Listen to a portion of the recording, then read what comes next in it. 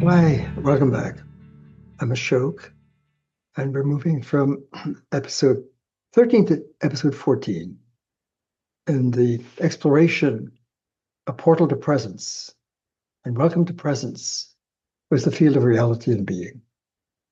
And at the end of 13, we left off at a very amazing, profound, life shifting moment as we go deeper and deeper meditatively, not with this technology, but with the literacy and language and logic of presence that's been long presiding in our human evolution and human cultures across the human family, but which has always been calling us to move from more derivative forms of consciousness and technologies of life and making our worlds and our experience into intimacy with the source, the presence, the infinite presence, which has a profoundly deeper, more powerful technology of consciousness, which is marked in the infinite space of presence.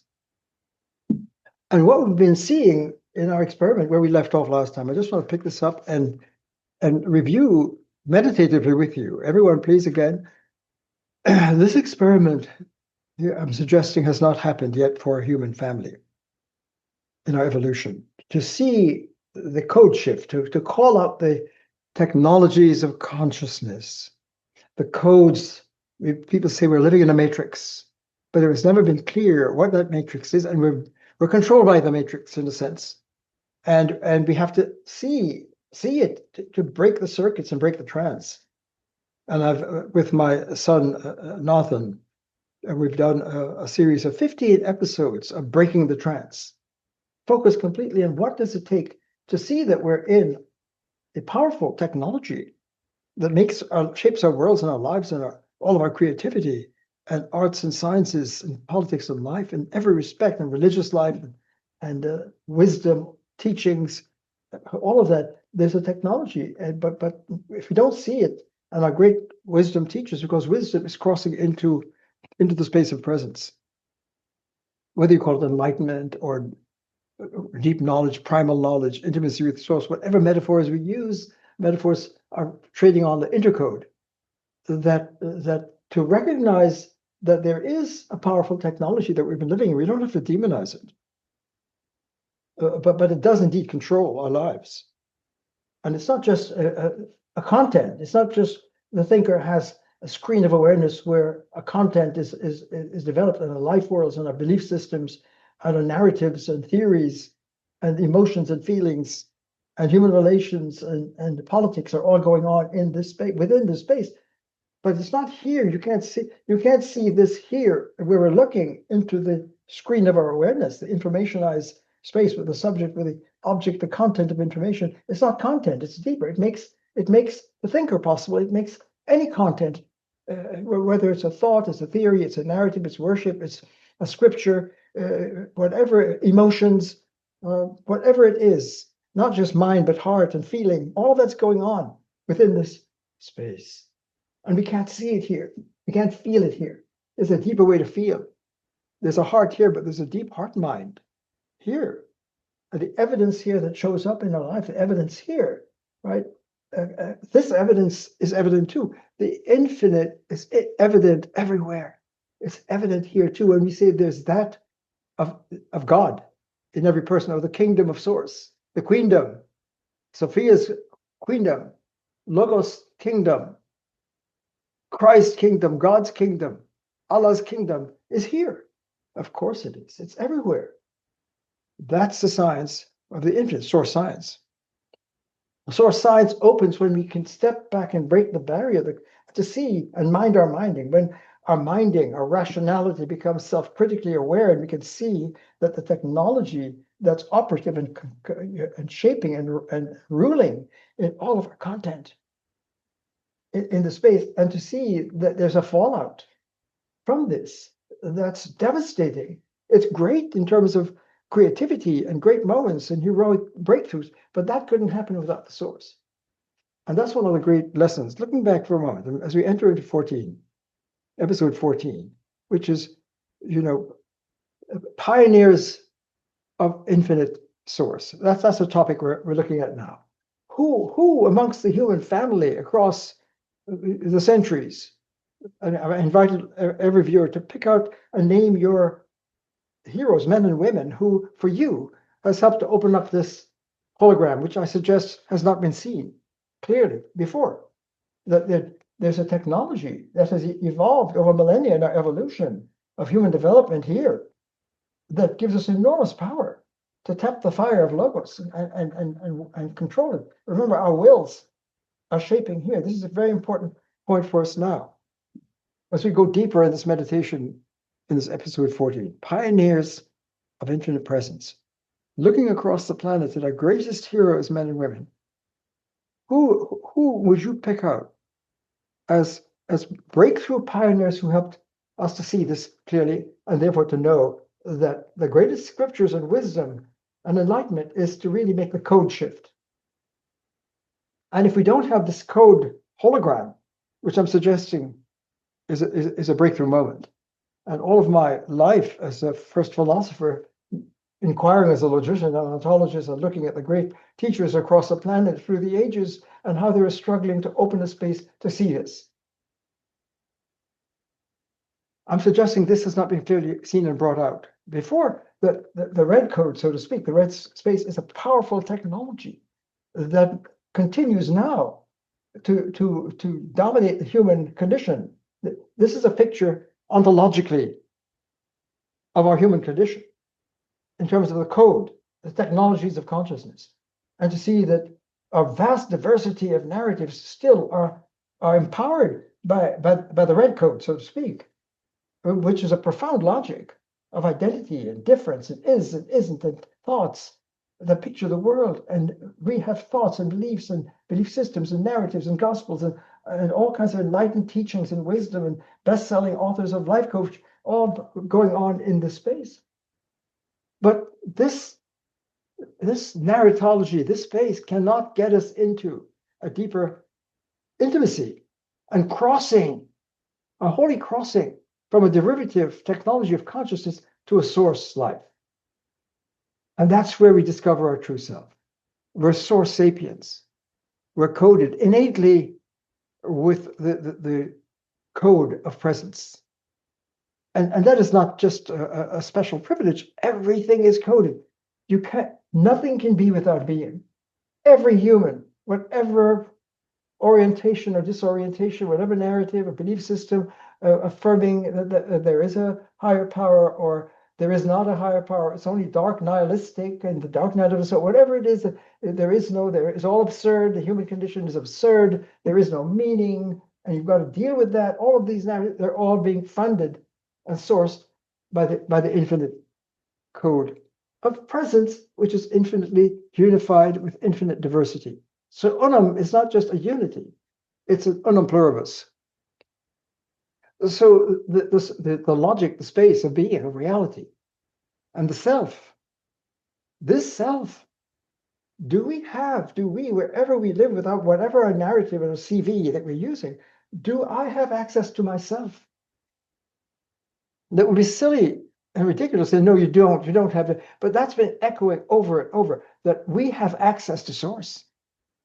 Why? Because we come from source. We're sourced. We're being sourced. And it's not just here, it's everywhere. Nirvana, the kingdom of source, is everywhere, including in our artificially made caves, so to speak, and spaces of our culture. Through this technology, it produces fragmentation and diversity and silos and separations and Lego units and entities, but nothing could be without being. If you take away the unum, unum is the name, the presence. It's infinite presence. And if you take that away, if we take this away, everything is obliterated. We're just trying to get an experience of this. The evidence of this is a consensus that what is first in our human intelligence and life and experience is infinite. It can't be bounded. It's unbounded. And so this is the space of unbounded infinite presence, infinite unity in diversity. So it's a plenum of connectivity and flow. we're not making the connections. The connections are on the ground floor of reality itself. That's extremely important. Because when we're lodged, we humans across the planet, our human family are laboring in this space. And it has a tremendous fallout of separations and fragmentations and polarizations and cultural narrative wars and battles and silos. That's the main point I want to make. This produces silos. So if you have the narrative of Moses, that narrative and that tradition over centuries has a certain lineage and whatever name you call it, Judaic life or biblical Judaic, or you can have the Christian narrative unfolding over centuries, right? And even though it's diverse and people say that there are over 40,000 different interpretations, we interpret narratives, we interpret. Whatever, if a scripture or gospel is given, we interpret it. That means we use our will to make sense of it in our terms. So my will shapes it. Experience here. All experience, not just theoretical experience and scientific cognition and artistic creativity and political life and economic life and educational life and love life. All of that is going on here. All of our arts, sciences within this space are in so you've got the music industry, but that's just only in which pop music where. How about this pop music across the planet? What does pop music say in Bollywood? What's pop music in the USA culture? What's pop music in South America? What's pop music in Africa or in China? It's all across the planet. So silos abound. So if you have Jesus silo, and that has profound diversity within it. So what's a true reading of the Gospels? Which Gospels? So what are they here or are they here? If the gospel is understood here, we've seen this. If the teachings of Jesus cannot be understood here because Jesus was speaking the language of logos, the logos speaking, the logos in the flesh, not to this flesh, but higher flesh, because our body here is not the same as our yogic body, our Zen body, our source body. And the self here is not the same as the self here. And do I have access to myself? Do I have access to myself? Which is brought up in this hologram, that symbol, says it all. That we, whatever story we have in this space, couldn't be without being held. And so this version of the self, which we call the higher self or the source self, is being eclipsed by our technology. And how do we go from I to I am? How do we go from here to here? We have access to ourselves. But to say I have access to myself is saying we have access to God. Intimacy with God as a name for presence. We have intimacy with Allah, with Yahweh, with Brahman, with Tao, with Om, whatever name we use for the infinite. We have access to it. Why? Because here it is. Here it is. Let me calm down. Here it is. Nothing can be without being.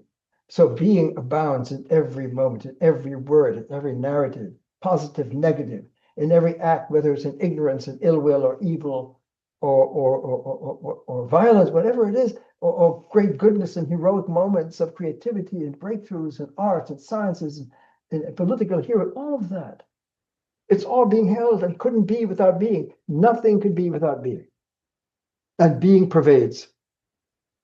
Even in our artificial boundaries that we are set up by the boundary maker, the silo maker, the Lego, Lego meaning a separate unit, an atomic separate entity. Am I a Lego entity having my own being, or am I a pulse of awareness flowing in reality and being in a deeper self? Who am I here?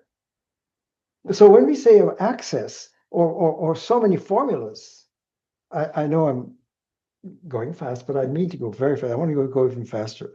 Number 14. So hurry with me, please. At the risk of my sounding repetitive, but no, every time we say this, we have to get the code on our consciousness and to understand this hologram is profound in its implications for each of us and our futures and our survival.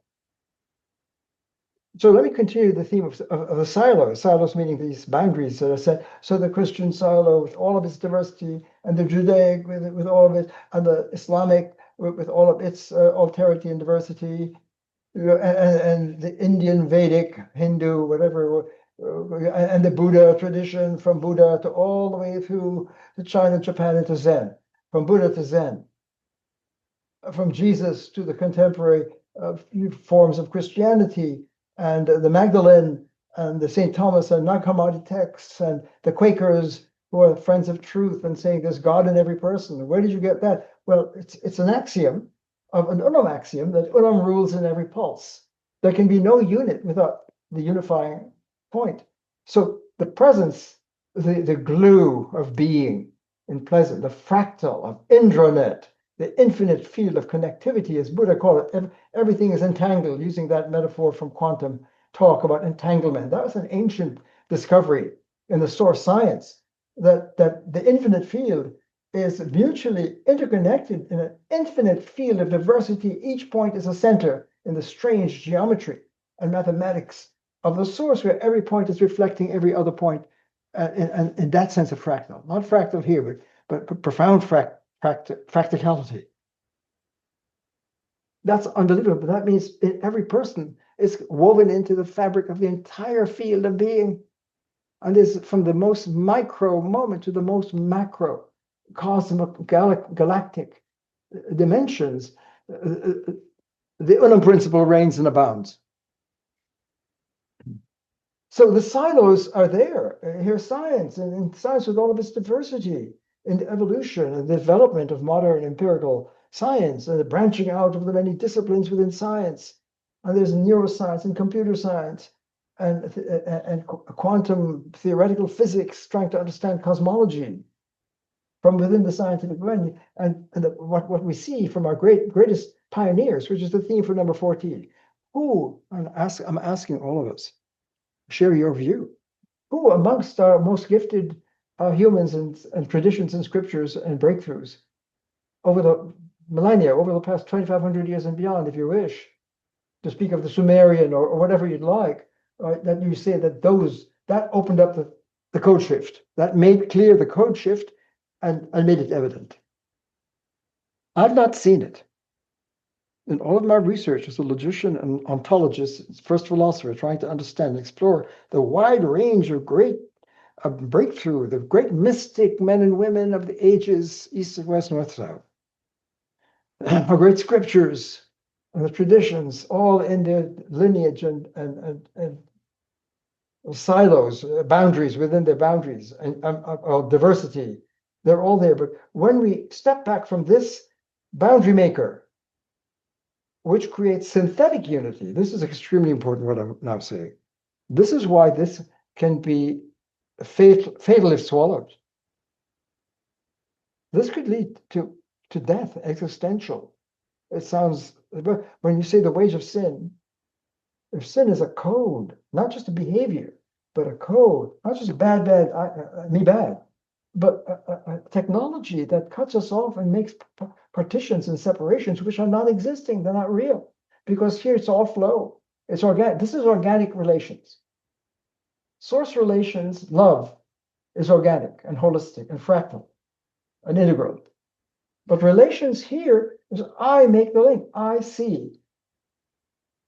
The sun warms the stone. Or I see the link between smoking causes cancer. Fire burns. We make the link in our experience. We see the link and we articulate S is P.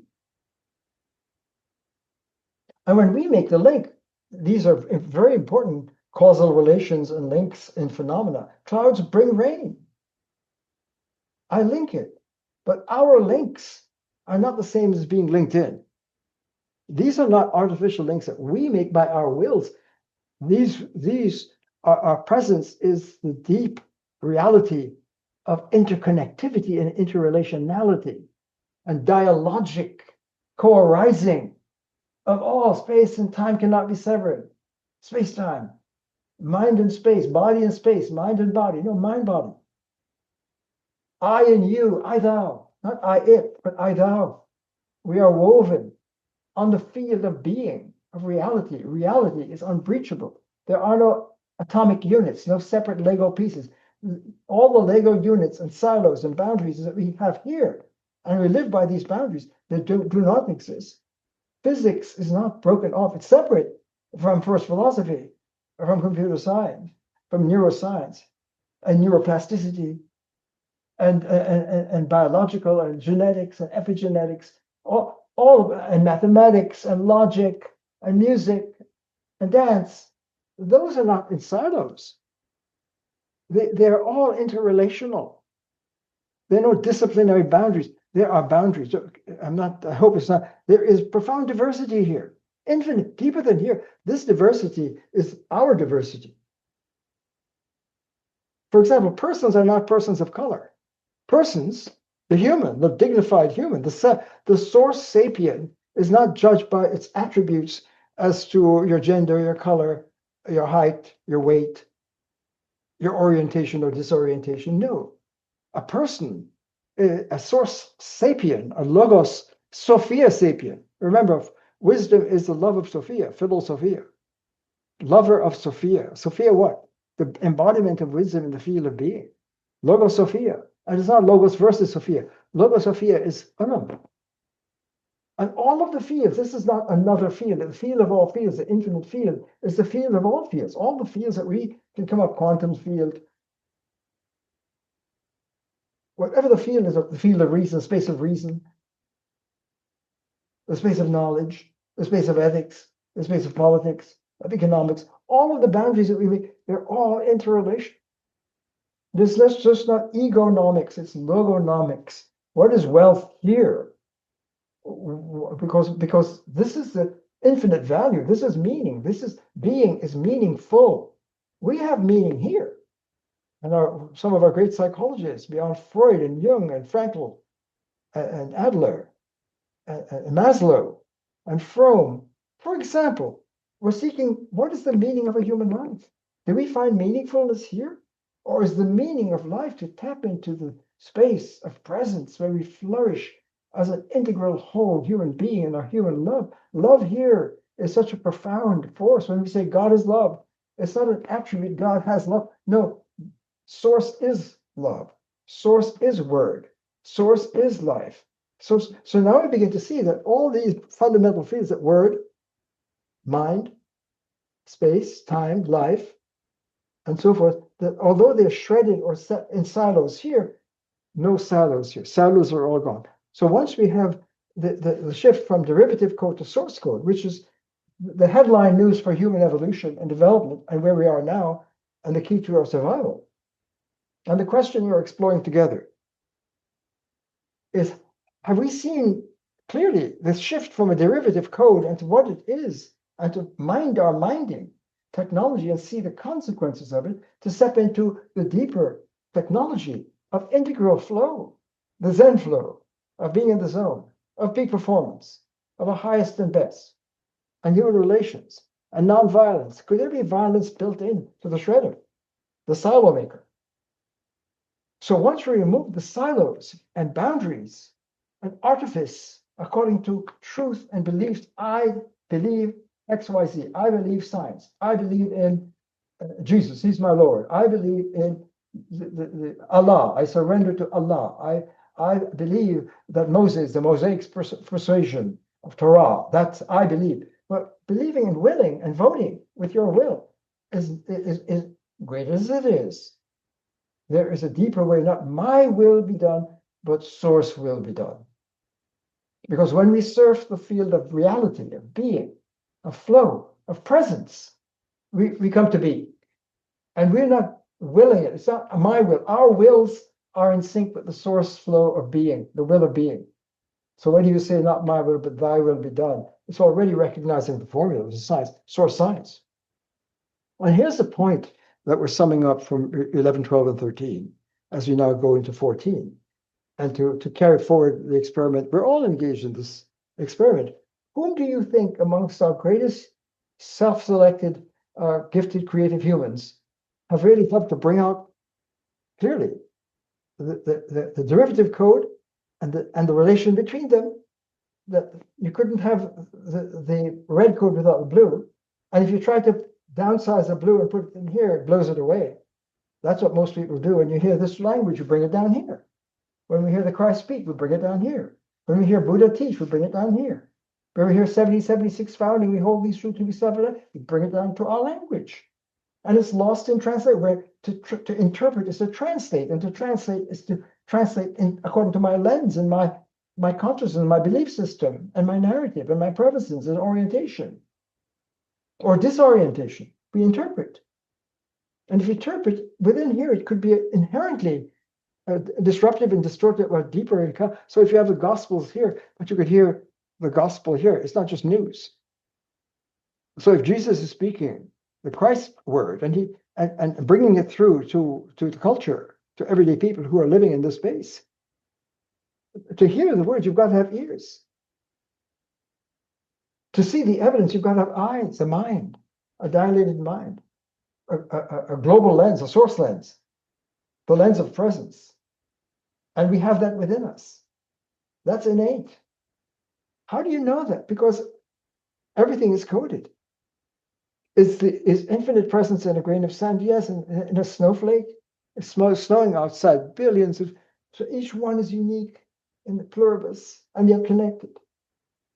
But not in packages, not in, nature cannot be divided into artificial silos. Once you remove the silos, something amazing happens. Once you're respecting the shift from the derivative code, you can say we're living in a matrix. I mean, we got to see it. And we can't see it here because the matrix allows us to see and have experience and feelings and events and histories and narratives and lives and knowledge and belief. All of that's going on within this technology. And it can't see itself.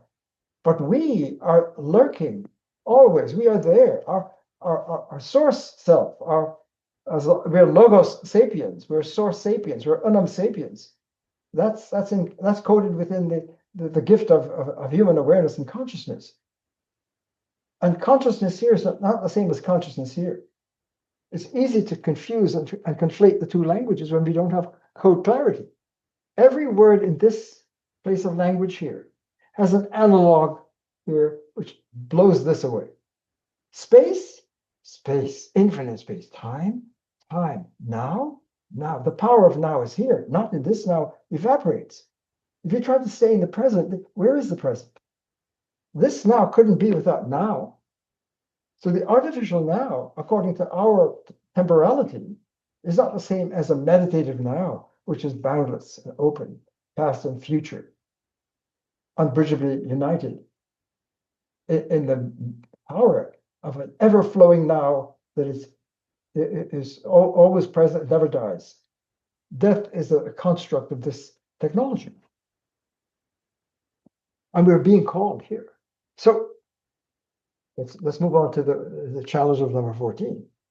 So we're recognizing all of the silos, but wisdom is really getting the narrative of the source, the narratology of the source, and it's not in silos. So if there's Christ's narrative here, Christ here is not a silo. You can't silo it. You know, Torah or the Judaic wisdom is not in a silo. If it's a silo, then it's cutting itself off from a deeper axiom. And when we remove the silos, when the conflation of codes is over and we deconflate and step back from the boundaries and silos, something profound happens. And this is our experiment of number 14 to go more deeper. Welcome to presence, infinite presence. Where are the silos? Where are all the boundaries? Where are all the divisions of disciplines and languages and narratives and scriptures and teachers and teachings, all in a vast diversity across the human family over millennia? Where are they? When we go into the deeper space of presence. And that's why I invited us to think of the great lineages of European philosophy, Greek philosophy, all through the centuries, with the Christian Augustine and Thomas Aquinas, and moving into the modern period of the European tradition of Descartes, Spinoza, Leibniz, picking up the rationality of Plato and Aristotle and Socrates, from Heraclitus and Parmenides to Plato, all the way to Descartes, Spinoza, Leibniz. Well, something's going on when you go from Descartes to Spinoza. Spinoza is trying to correct some broken polarities and misunderstandings in Descartes. And Leibniz is trying to take a step deeper in trying to understand the language of presence. And often it goes from unity to plurality, mono to poly, is to isn't, repeating over and over because the red code is an either or binary polarity that keeps fluctuating back and forth through the ages. So there's a lineage of what we can follow in the Unum now that we remove the silos and the boundaries from ancient, medieval, modern, contemporary. Those are gone. And now we're in a contemporaneous space in source time. What's the history of Unum? What's the Unum? What's source history like? What is the narratology of this language? A source. The mystics who are lodged within the red code says language is inherently red. And there are no language, there are no words. But this is the truth. And I feel it, I experience, I witness it again. And I'm going to teach that words can't apply. It's beyond words. Words here cannot express what we find on the ground floor of being. So mystics across the planet within different ingenious ways say, we can't talk about it. And they're right, you can't red zone it. And it's beyond words. And therefore zip it, it's silence. Whereas other great teachers say, no, there's a language from the beginning is a word. It has languages come from here. All languages, all codes, not just human languages. In other species, nature speaks. Poets and mystics can feel.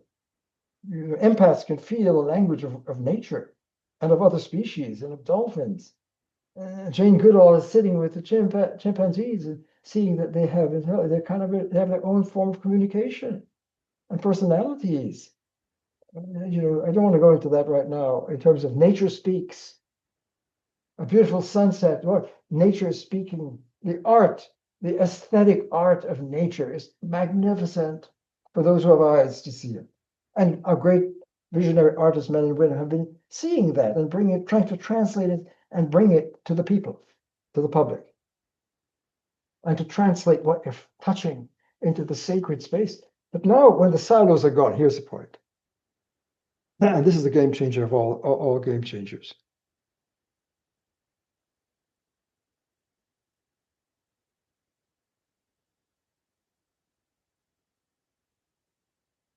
Once the silos are gone, and you don't have Jesus siloed off from Buddha or from Krishna or from Moses or from Muhammad or from Rumi or from Kabbalah or from Maimonides, whatever it is, or from the Quaker tradition of seeing truth, they're all contemporaries now. They're all not only, so slow down. Not only is there a profound dialect, Unum presence dialectic. The dialectic means there's a kind of interplay over centuries, moving from Heraclitus all the way through to Descartes, Spinoza, Leibniz, Locke, Berkeley, Hume, Kant, Hegel, Nietzsche, all to Sartre, Heidegger, Wittgenstein, Russell, mathematical logic, worldviews, Summers, term logic, and all our great genius in that tradition. Something is playing out here. And that's what we're going to go more deeply in 14 and 15. And there's going to have to be another series, a sequel 3, from 16 to 20, to go in deeply, slow it down. And let's trace from Heraclitus, listen not to me, but to the Logos, and know that all is one. There's a fragment of Heraclitus, Parmenides, what is, what is not ain't, isn't. And what is being cannot become. That was a brilliant recognition of source science too, before Plato and Socrates and Aristotle. And so something is magnificent. If we step back from using the red historicity and narratology, the derivative codes of interpretation, and making sense of our traditions and our worlds and the unfolding, if I had to give a history of ideas from Plato and Aristotle all the way through Locke, Berkeley, Hume, Descartes, Spinoza, Leibniz, and Nietzsche, into the European, just in that lineage alone, but that silo is gone. we will see from the red narrative, you get a very brilliant linking of some kind of relation unfolding.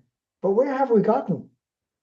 From the code point of view, from code source, the source history, the greatest story never told, the story of source emerging and guiding all of the human narratives and relations and developments through the ages. The evolution and emergence of humans to source sapiens. You'd get a very different dialectic to see the story, because now not only do we have Descartes in the lineage of Plato, Socrates, Aristotle, Descartes, Nietzsche, but the Buddha, the lineage of Buddha is gone. It's not separated. They're colleagues now. Nietzsche is a colleague with Buddha. Aristotle is a colleague with Nagarjuna, the great Buddhist dialectician that blew away and opened up and exposed the red zone, and saying Buddha cannot be understood in the derivative. We have to get more deep. And if you follow from Buddha, the enlightenment, which is getting the science of source, the source science, Buddha, the enlightenment is tapping into the narratology of the source. Buddha's calling it, as we saw, emptiness, shunyata. And it's not empty in the sense of a vacuum, but it's overflowing with boundless meaning and connectivity and entanglement, fractal entanglement at every level. So it's a continuum. So every word has a continuum logic. Space cannot be yanked out of the whole categorical, all the space, time, color, figure, texture, motion, on and on, cause and effect, substance, attribute, all of those are a continuum, which we can't understand in the derivative shredder, objectifying, subject-object shredding of content, of informationized space. Informationized technology cannot handle the profound flow of the continuum. It's a different technology. And that's our human technology. We become human when we rise and develop our technology of consciousness from a derivative to the source. And we become source sapiens. Then we become lovers. Then we become fulfilled. Then we are meaningful. And so Jesus was speaking that I am the way. I am the truth, not of the belief system, but come this way, shift your code, come to the Christ, from the unchrist to the Christ. But now here's the point. Once the silos are gone, and Jesus is a colleague with Buddha, and Buddha is a colleague with Muhammad, Muhammad is a colleague with Rumi, Rumi is a colleague with Spinoza, Spinoza with Einstein, and so forth. And we're colleagues with Magdalene and the great brilliant women of the ages who bring and manifest wisdom, men and women, all that we're colleagues. This is the polis of community of humans. Why do we get that now? Because of the Unum axiom that all is governed by the Unum. You couldn't have a Judaic tradition of Torah, a Mosaic tradition, without the Unum and the quest for the promised land, which is here. This is the promised land, or the USA. We hold these truths to be self-evident. And the demos, what's demos? We the people is not in the red zone. We're scattered and shattered and divided and fragmented. And look at the culture now where it is. We haven't migrated. Speaking of immigration and migration, we haven't migrated to our source land, the free land of a demos. Demosocracy, demos, the people, we the people, is when we come into the consciousness of the source, of source sapiens. Is it Buddha? Yeah. Is it yoga? Yeah. Is it Christ? Yeah. Is it Allah? Yes. Is it Rumi? Yes. Is it the most advanced theoretical physics? Not theory here, but opening up to quantum here, the quantum field. It's not here. And the beautiful music of great gifted composers and artists and musical performers and dancers and athletes and martial artists, on and on. All are welcome, all painters, architects, all welcome. Brilliant scientists making connections. Why? Because they're picking up on the call of the source, the Unum, they're tapping in. Einstein seeing space-time continuum and the different geometry, not just Euclidean, but non-Euclidean geometry of sacred space. What is the geometry of source? All sacred geometries come from the sacred space. Rational space, physical space, all spaces are within space, and they're no longer chopped into artificial divisions. They're all interconnected. Let's discover the field of being and ourselves, and we can't do it from the outside. So we are participatory. Some people say when you're in the quantum field, it's a participatory, and the observer effect, and the observer arises with the observed. Well, that's an ancient discovery. Buddha and Krishna, yoga, the Upanishads, for example, meditative technology is here. Predicative, Google informational technology is here. And it dominates, and you can't use informationized technology to get to the participatory power that Buddha saw, that yoga sees, that Christ connects. What's the culture of Christ? So here's the point. The main point for our sustainability and survival as a human family is that when we remove the artificial boundaries and silos and enter into a deeper polis, political space, a commons, this is a new commons. And we're not in the artificial time of past, present, future, and ancient, medieval, modern. That's all lay it aside. Because presence is open and ever expanding, the eternal. This is the now space. If you want to talk about the power of now, this is the power of presence. The now that we have in space, within space and time, that we humans have projected space and time and past, present, future. And now the single bracket now is not source power. That's where the self flourishes. And this doesn't die. Death arises here. Death is melts away. This version of death, but in the flow, the Zen flow of boundless now flow that never dies and is ever. Presence never breaks. It never chops. So it's a totally different culture. And that's where we're heading. Why? Because the Unum is calling us. Some say that the narrative of Genesis and creation is the universe wants to know itself. God wants to know herself.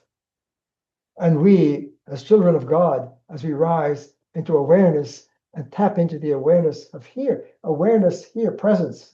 The presence of awareness is not the same as consciousness and information about. Consciousness here is not radical awareness, which is being. When Descartes said, I am, he saw that he didn't make it clear because he's an example of a conflation moment. He didn't see that a pulse of awareness is being. Why? Because Unum is being. Unum is word.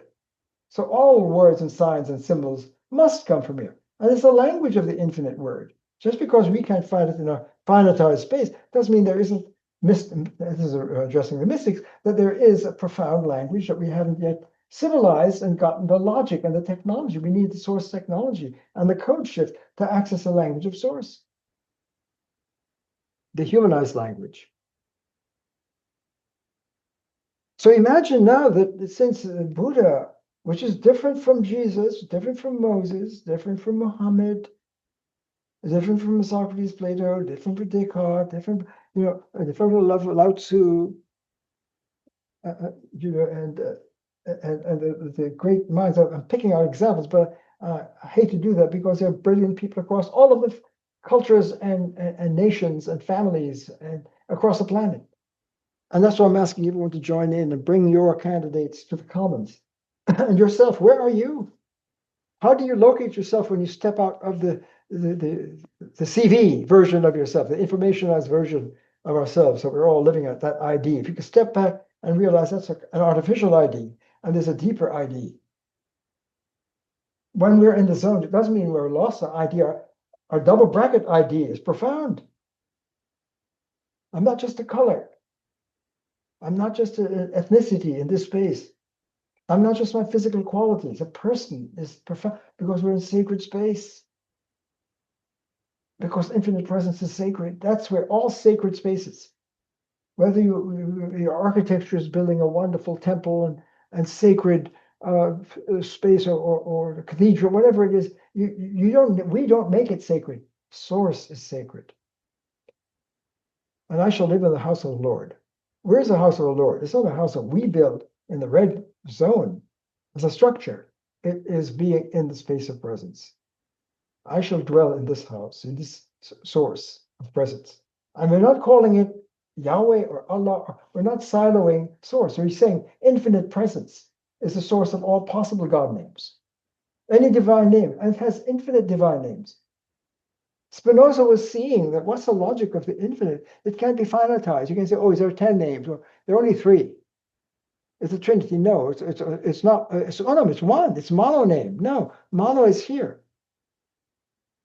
Is there poly power built into the source? Infinite poly, but not broken. It's not polytheism or monotheism or trinity. The trinity cannot be understood in this logic. The trinity is unum pluribus principle, axiom, the diversity in unity. They're diverse and yet connected. They're not identical. So there's a lot of confusion in trying to do theology and cosmology in the derivative space, and all scientists must pause and say, let me respond to Gangadine's challenge of the code shift. Have I faced the code shift of as I'm doing my quantum field? Am I facing the red zone as I'm doing my deep mathematics and formulae and talking about multiple infinites and so forth, and understanding Kurt Gödel's incompleteness result? Is Kurt Gödel seeing something deeper in the logic, a deeper reason? To use reason to understand limited artificial reason and formal systems here. But is there still formal science here? Yes, because why? Source is infinite form. Buddha saw that. Emptiness is form and form is emptiness. What is emptiness? Shunyata, which is what? Overflow of the infinite field of connectivity. What is that? The infinite form. So you mean content. All content comes out of form, which Plato and Aristotle were flirting with that and seeing. That form, it has to be there to get the content. They're forms, the world of forms. But what is the ultimate form of all forms? The Logos, when Plato said in the Republic that there's a form of all forms. And we blank out at that part. It says, I understand the particular. I see the qualities of the things and me, and I don't see form. I see particulars. I see content. I see percepts. And I can generalize concepts from percepts, but it's here.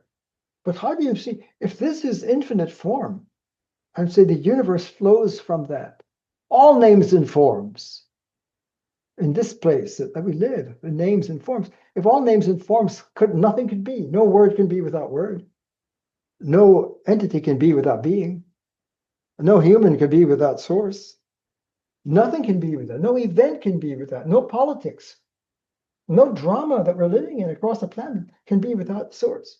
The source infinite rules. So this is the truth zone. This is justice. And the road to justice is the road to seeing when we reach here, when our human family reaches here, the gross violence and injustice of the derivative forms of spaces will be burnt off by the migration into the awakening of our human family in the space of being and presence. So in this meditation 14, I know I'm going fast. I hope not too fast. I'm having complete confidence in the participants, the audience, participating with me and holding space with me in this collective experiment. I'm inviting everyone to join in this and holding space. We're all together. We're one human family. In the ground floor of being, we're children of source. And this is the source technology. And the desourced space has dominated our situation thus far. But we have derivative life in any form without source. We're being sourced. And the source is calling us. And that's a call to wisdom and enlightenment. And that's the deepest evolutionary pulse calling us. Not evolution in the red zones of the understanding, a Darwinian evolution, or the expanding universe, stardust to us. Brilliant. Keep going with your narratives of evolution. And Teilhard de Chardin and other evolutionary gifted minds that see that there's an evolution thing. What is the ultimate evolution? Source evolution. What would be the most, just using the USA example, what would be the most profound way to understand the drama that USA has been in the Holy Experiment? Can we form a republic? Can we enter the we the people? with all of a profound diversity and mutual respect. We form governments. Government is formed to protect that human, that demos. Democracy is here, demosocracy. Have we done that yet? 250 years. We're getting ready in USA to celebrate our 250th anniversary in the Holy Experiment. Doesn't look good. Because now more than ever, it looks to small d democracy is shattered. The due process, the constitutional respect for the Constitution, or even what a Constitution means. Is the Constitution a document here, or is it a profound source, truth? And founding is the founders here. Where's the founding of the USA? Is it here, and we're founding it and floundering, or are we tapping the foundation? This is the foundation of all human life. All Christianity is all of Judaism, all of Islam, all of the Hindu life forms and Buddha life forms and scientific life forms and artistic life forms and Tao forms and Kuan Yin forms and Magdalene form. It's all being funded and held and protected by the source science. So the crisis is not, I'm going to be Christian in order to have Christ. No, being Christian, where is it? And I'm not picking on that. This is when I'm saying Christian, any narrative of I'm a Christian. I am a Christian. I believe, I affirm the narrative, the gospel of Christ. I believe it. I hope you understand that believing is an act of reason and using the will to vote yes on whatever your belief system is. I'm a scientist. I believe in quantum theory. I'm a computer scientist. I believe in the digital cyberspace.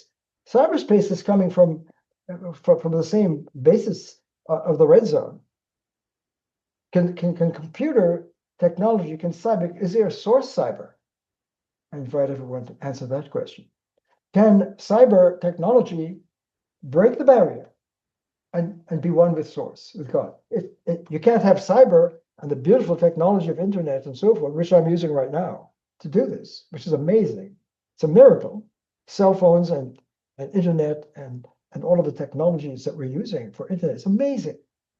And it couldn't happen without the source. Without that, we couldn't have cyber. We couldn't have neuroscience and neuroplasticity and epigenetics and genetics and economics and bitcoins and experiments with that form of money and alternative money. And Karl Marx is taking Hegel's narrative and moving it into production and capital and all of those narratives. You can understand Marx. Could the communist ideal be here? The shared equality of resources among human beings with nature. I'm just throwing out all kinds. So egonomics here cannot be the same as sourcenomics. Logos well. Excuse me. Just pause a moment.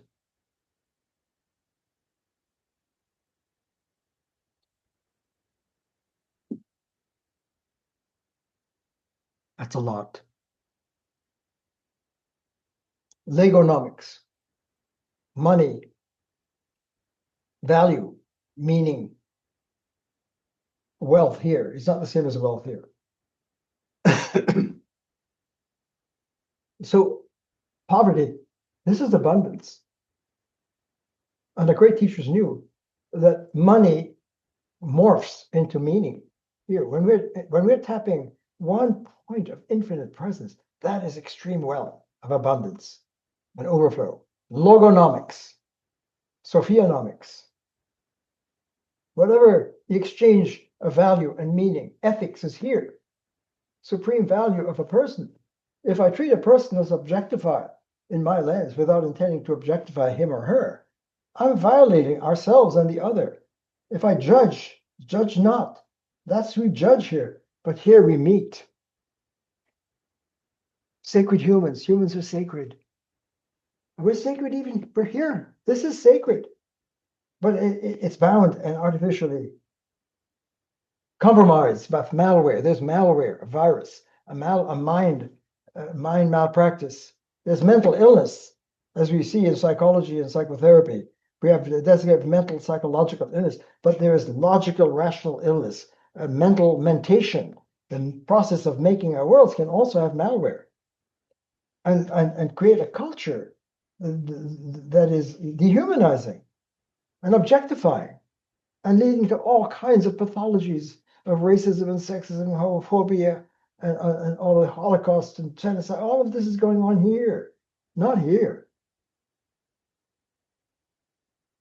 So how do we, the how to, when I ask a question, you can ask it here. So what's the trick of going from here to there? No, ask it from the source language. How do we become aware of the condition that we're in, our minding? How can we mind our minding? Not as a metanoia, meta thinking from object to meta. That's been tried many times. But to step back and see the technology, because we do have this with us. This version of me does have the capacity, the source rational power, the logos power to become critical and step back and mind our minding. That's a great moment. And when we speak of who are the pioneers of first science and first philosophy across the human family, that's what I'm asking. Who amongst us has helped us not just to have great creativity and breakthroughs, which are being called on, responding to everyone is a responder. No human being with consciousness is not a responder to the field. But they're the first responders, namely the ones who are turning on to the infinite source responders.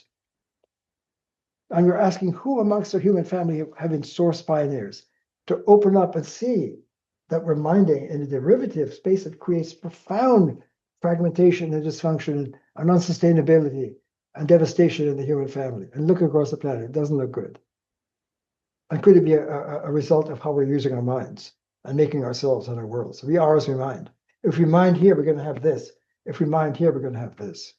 How do we change our mind technology? That's what Buddha was inviting. We have a choice. This is suffering. It has a cause. He didn't say that exactly. I'm saying the Buddha may have been an enlightened being, meditating, not predicating, meditating. Meditating is not going on in here. Meditation is stepping back critically and minding the minding and witnessing it, not from here, from this ego psychic entity that we are, which is a fragment of who we are. But to mind the minding, because we have that innate intelligence, and to see that we have a choice. The will is not bound at this boundary with opening up this lens, the global lens, the holistic source lens. A tremendous agency and power of free will opens up. The will is bound here with mental slavery, but the will has the power to step back. Kant was onto this when he saw that the ordinary will understood in the cause and effect relation of a phenomenology and phenomena of life, of cause and effect. It has a kind of causal determinism and rational determinism. But the free will, the free agent, is not the phenomenal self, but the noumenal self. But he says we can't access, we can only experience this. We can't experience that. That was Kant. Kant, we couldn't, we can't. We can't, no, but he saw that the greatest forces, the greatest respect in his life when he opens the ethics is the greatest force is the starry heavens above and the moral law within, the free will, autonomy. He saw that, but it was conflation. He didn't see how to gain access, that we don't have to only be phenomenal, we can be noumenal and liminal and subliminal and rational in pure reason. There's pure reason, but the critique of reason, derivative reason, is pure reason, which is what the flow with Logos, the flow with Christ, the flow with Buddha, the flow. So if Buddha, Jesus, Krishna, Moses, Muhammad, and others, and when I pick up these names, it's just some Lao Tzu, or keep going. If we're colleagues, if we had to call a gathering, imagine, and I've been drafting a draft of imagine our great elders are gathering here in Philadelphia. Just as I'm not saying Philadelphia there, but the brotherly love. I could say Mecca, I could say uh, Cambridge or Oxford, I could say Berlin, I could say Benares, I could say Beijing, I could Africa nations. It's all. Imagine a gathering in this open polis, this open community of our elders, indigenous elders, Mayan, ancient Egypt, Sumerian. Oh, let's gather. Let's gather. Imagine a gathering. And imagine that there's a great cinematographer, and she's great at capturing the energy of the gathering. What would that gathering be where Heraclitus meets Heidegger, and Jesus is hanging out with Muhammad and Rumi and and others, and Einstein is having a tea with Spinoza, and Spinoza is congratulating Aristotle, and Magdalene is speaking with the scientists in terms of the female wisdom. Imagine that. Let's make a movie together, a drama, a movie of all movies, beyond Avatar. Imagine a place, a space, a sacred space in which there's a gathering of our elders, men and women. Excuse me. What would that look like? It means that Christ is not Jesus. Jesus was opening the Christ. It means that Shunyata is not the Buddha. The Buddha was opening up the space of Buddha, the space of yoga, the space of Tao, on and on, the space of Allah, the space of Source is equal opportunity and infinitely unifying. So God cannot be in a silo. That's a contradiction. Any God name has to be infinite source.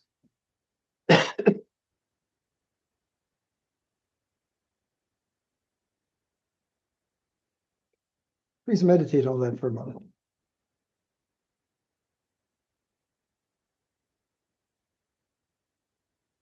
Excuse me.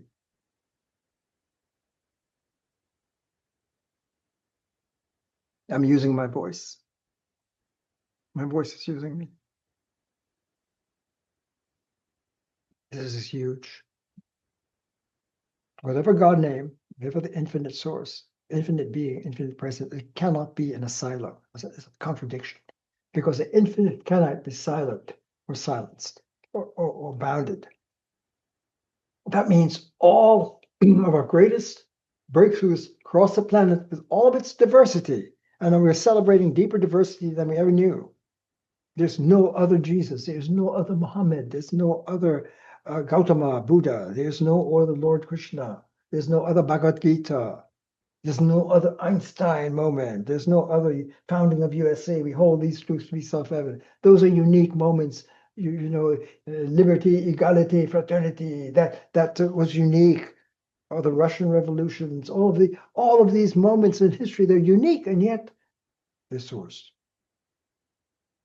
And so the Christ space is equal opportunity and open. You don't have to be Christian in the red zone sense of a belief system in order to be following the way of Christ. You don't have to be Hindu or yogi or Indian to follow the Om. You don't have to be a Buddhist, in an ideology of belief system of the story of Buddha to be in the Dharma.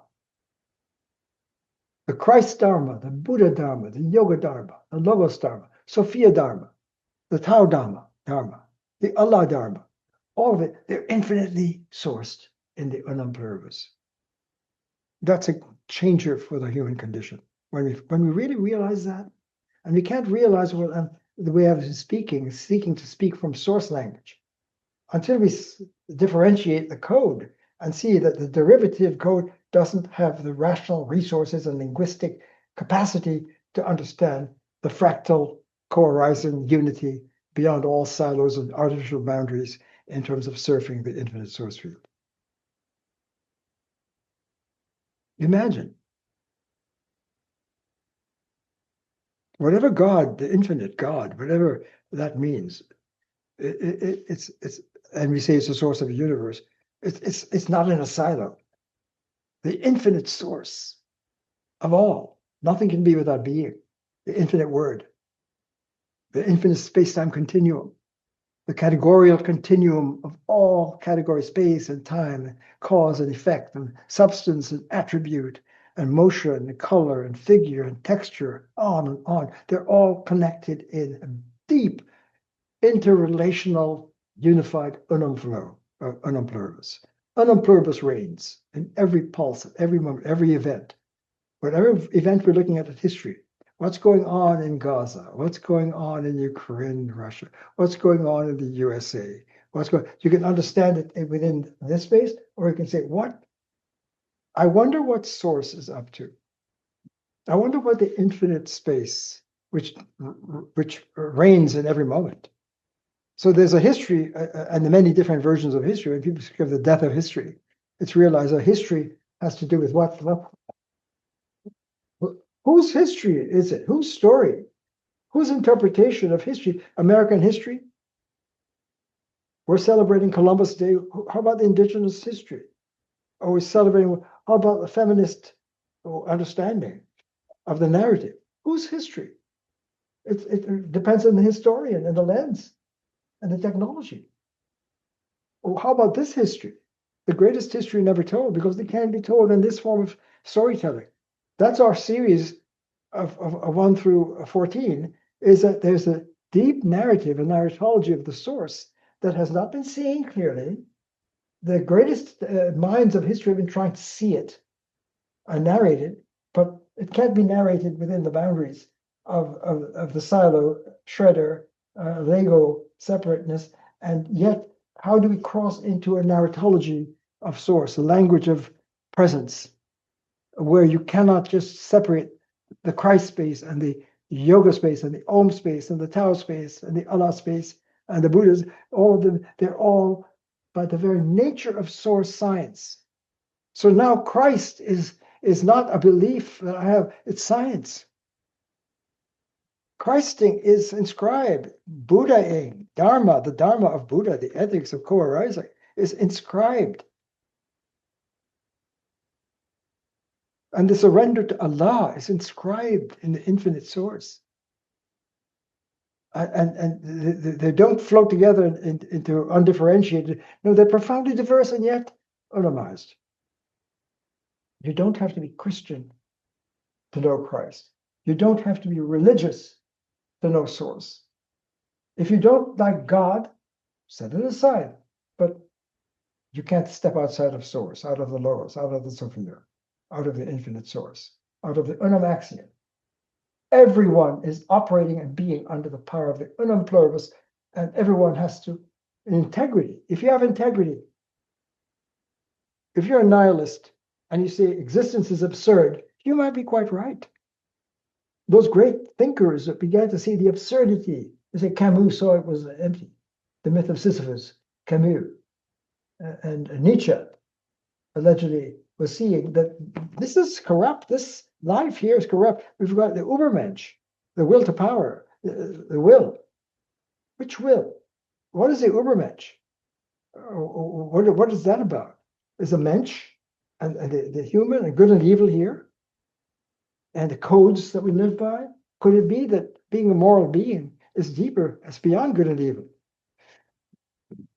So writers like Kierkegaard and Dostoevsky and Camus and so many others, Simone de Beauvoir and Jean-Paul Sartre and others who are saying that there's emptiness and meaninglessness here.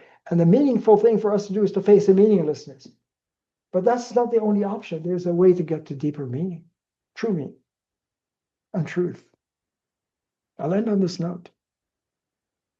So one of the main points of this 14 meditation is once we leave the silos, artificial, which comes from here, and go into and move mindfully into the literacy and language and rationality and emotionality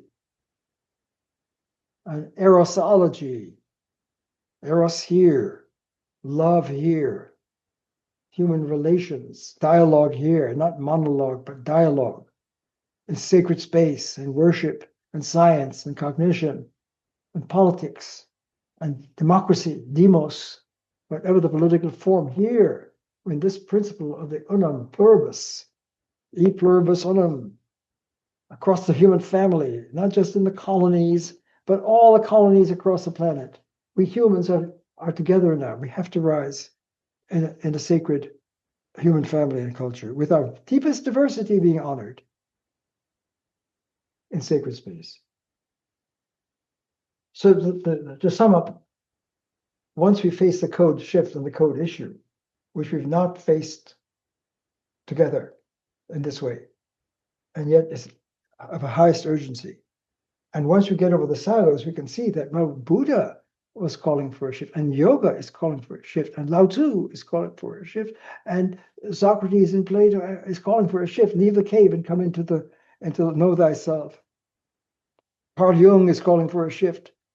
The transpersonal, personal or transpersonal psychology. For example, I'm just throwing out examples.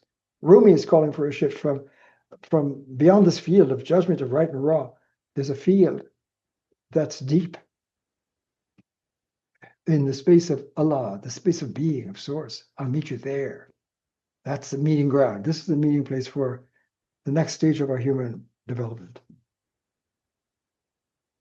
For sustainability, to leave the shredded violence and artificial ways of this derivative form of life and world making and self making and human relations and life making into source life. Entering into the source being of reality of the primal word is source, is a space of love. This is a source life. Whether you call it Christ, whether you call it Buddha, whether you call it yoga, whether you call it Tao, whether you call it the space of communion with Allah, meeting with God, the dialogue between Moses and God. Is it here the dialogue, or is it between Moses rising and having I am that I am? That's the language, and so on. So what remains for us now? What can we do in our joint meditation and following of 14 that would help us to deepen this? And every time I speak, I hope to make this language seeking to speak from presence, meditatively, not predicatively, not in Google space or informationally, but sourcefully, resourcefully, to make this civilized, to get to understand, wow, there's a missing source language and technology. The technology of all possible technologies, couldn't have any technology. No internet, no aviation, nothing without source. The ultimate technology is the technology of becoming human. It's a source technology. And it's a space of culture, source culture. And derivative cultures are shown over the evidence. The evidence, there are two kinds of evidence. Evidence to the mind here and the information, but the evidence of presence. And when we step back into the evidence of infinite presence abounds. It's overwhelming, this evidence, to source science.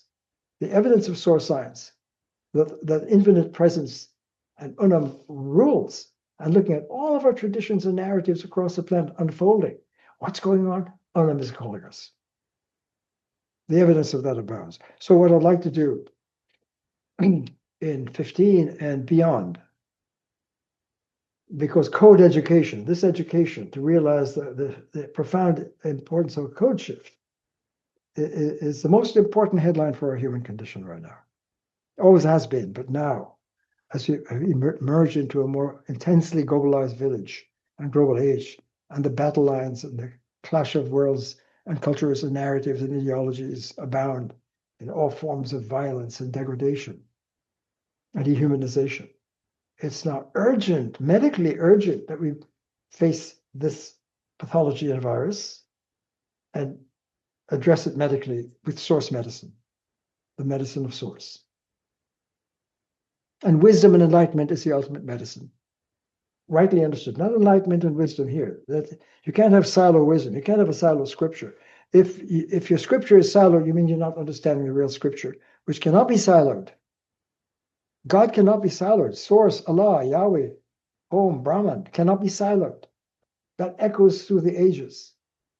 So if you're siloing, you're in the wrong place. You can't silo Christ. And if you're conflated and I'd say Jesus is Christ, then something is not ringing true there, because Jesus understood that Christ, we're all Christed. All humans have to be Christ up. And that was the Ulam governed, the Logos governed or understanding of Jesus's teaching. Not here, but the teaching here. He was speaking the Logos language, the Logos in the flesh. So what I'd like to do in following up is slow down.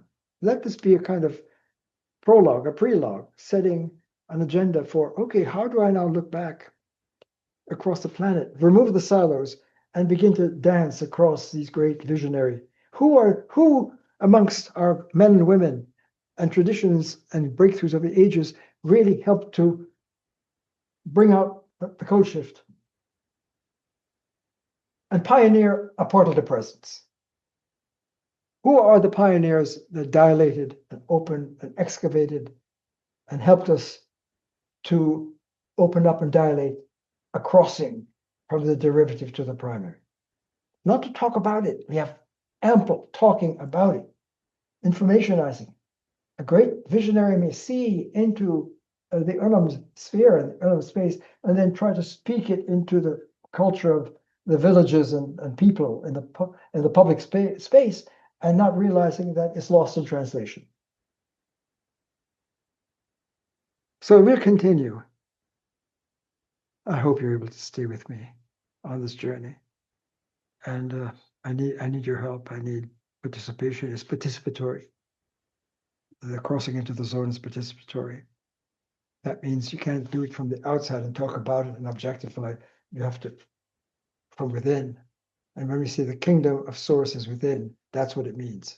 That means when we access what's infinitely within us, that's when we begin to open up the intelligence to migrate as a human family, individually and collectively. Every individual needs to say, I am. And people across our tribes and cultures and cults have to grow up and say, we are. And that'll be a new dawning of our human journey on this planet. So we will resume and slow down and perhaps go from, let's slow motion, go from Heraclitus and Parmenides to Plato, Socrates, Aristotle, all the way through to Sartre, Heidegger, Wittgenstein, Derrida, and others in that lineage. A vast journey, or the journey of the emergence of science from Newton to Einstein and beyond. And all of the great psychiatrists, psychology, your Freud and Jung, and Frankl and Adler looking for meaning. Is meaning here and so forth. The great women, mystics, Sophias of the ages, Magdalene, opening up the wisdom, embodying the wisdom of the feminine energy across the planet. Kuan Yin, all the African wisdom, Chinese, European wisdom, Asian wisdom, all of that, to go from Lao Tzu, Confucian, and Kwanzaa all the way through in the unfolding of the Chinese cultivation of the human and the rectification of names. Right? We're going to slow it down and look, but not in silos anymore.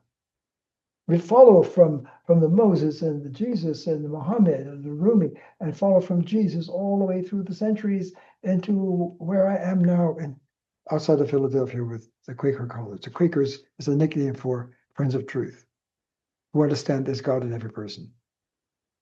What would culture be like, and education be like, and politics be like, and human relations be like with God in every person, which is now not just a silo. It's clear that source science is the foundation of that wisdom. Source science is the foundation of Christ's teaching. Source science is the foundation of yoga. Source science is the foundation of Buddha. Source science is the foundation of Tao. Source science is the foundation of science. all of the sciences. Source science is the foundation of the arts and sciences in all forms of dance and music and creativity and arts, all being source. That's how we're going to proceed. Please join me and help. And let's do this together. We're all in this drama together. Thank you very much. See you next time.